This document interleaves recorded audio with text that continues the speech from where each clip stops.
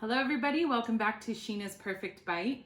Today we are going to make pozole. This is probably the #1 recipe that I get asked for to show people how to make. So I'm going to show you how I make it. It's probably not going to be the most authentic. I have zero Hispanic blood in me, but I grew up in Southern California and love Mexican food, so this is one of my favorite soups of all time. So I got a pork butt roast, about 3 pounds, and I cut it up into like 1-inch cubes, okay? And this pozole is gonna be like a slow cooker pozole. So I'm gonna do it in my Instant Pot on the slow cooker function. So I have it on the saute mode right now, and we're gonna brown this up. So I'm gonna put some oil in there, get it nice and hot, and I'm going to brown this in batches because it can kind of stick to the bottom in here and I don't want to overcrowd it. I want to get good color. So probably just two batches for a 3-pound roast. If you want to zoom in on that, you can see. So I'm going to brown it. Do a little pepper and a little salt. And I'll get all of this browned up and show you what to do next. Okay, so we are back. I browned up all of the pork, as you can see. All right, then we're gonna add a little bit more pepper, a little bit of salt, a little cumin. Not too much because I'll put some in the chili sauce later. And a little bit of oregano. Just a little for now. And then 4 cups of chicken stock or broth. And because I'm gonna do this on the slow cooker, the meat will release some juices as well. 2 bay leaves. So I'm going to put this on the slow cooker function, and in like an hour or 2, come back and check it and skim off any foam that comes up or any like excess fat on top of the broth, and then I'll show you what it looks like then. Okay, it's been going for about 2 hours now, an hour and a half. Just kind of skimming off some of the fat. There's not a whole lot of foam or impurities coming off of it right now. Just skimming off some of that stuff on top.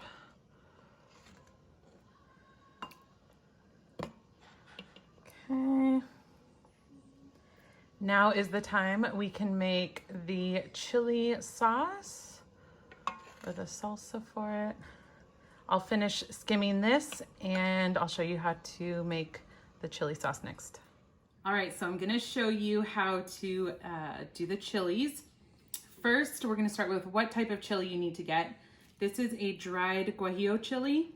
You can use ancho or pasilla chilies. Those are all gonna be very mild. The very small chili arbos are gonna be much more spicy. I don't use those because obviously my kids eat this and it's gonna be way too spicy. So you can use a mixture of guajillo and pasilla or guajillo and ancho chilies, but right now I only have these. So what you do, they're all dried. So you want to open them up and get all the seeds out. And if you want to make it even less spicy, you can kind of like rip it open and pull all of the seeds and the little insides out. And you can rinse them off if you want to as well. And then you put them into water. And this is what they look like after they've been soaking, simmering for like 10 minutes or so. Okay, so we're gonna put these into the blender. And in the blender, I have a couple cilantro stems. There's just a lot of flavor and we really love cilantro, so I kind of like putting it in the sauce. Not sure that's super traditional, but okay. So I used probably 7 of the guajillo chilies.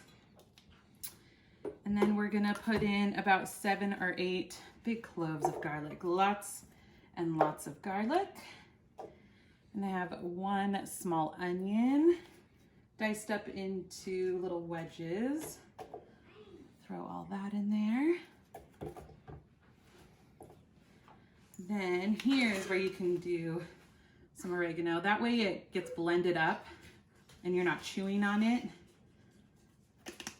Then some more cumin, maybe like a teaspoon of each. All right, a little more salt and a little more pepper. And then you take the liquid from the chilies. Be careful. And that's what's going to help it all blend up together. Okay. Let's turn that on. And go.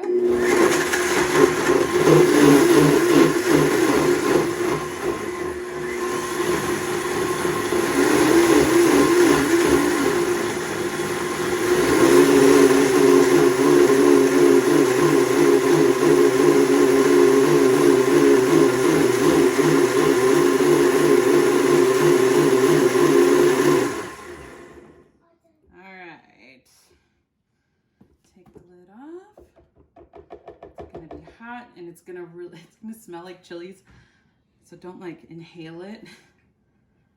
All right, we're gonna move over here. I have a strainer over the soup.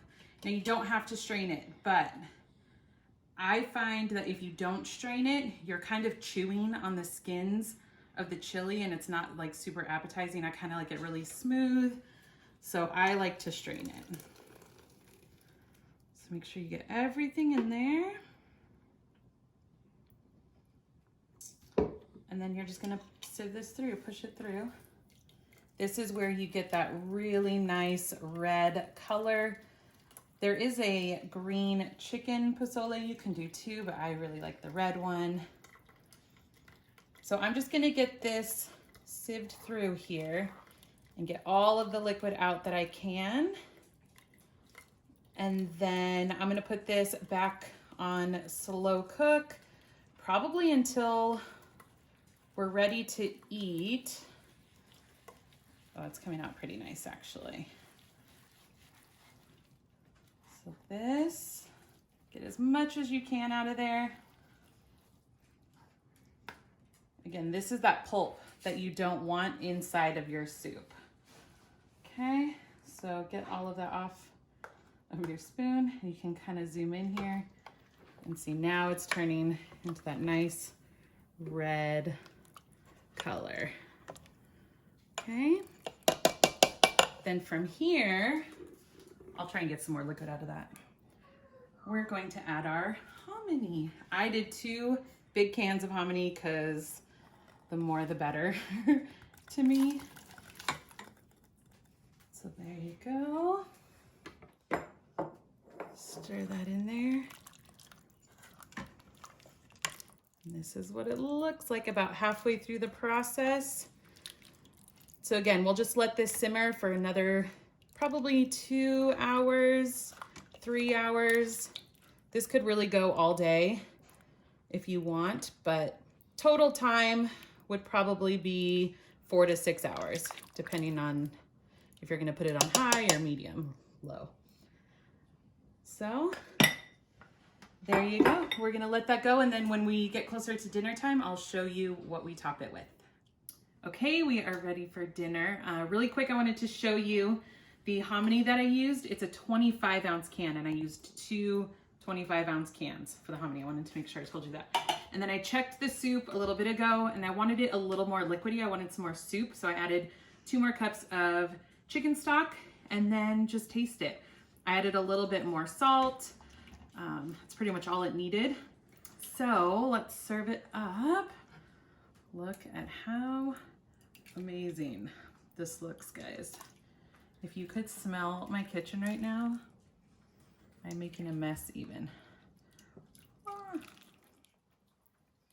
Okay, so that's what it looks like. And then this is what we top it with.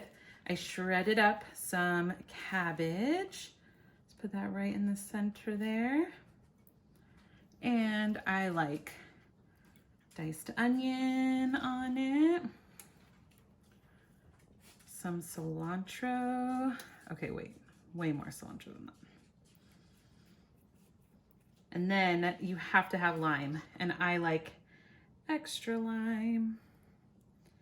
You can also serve it with radish or avocado.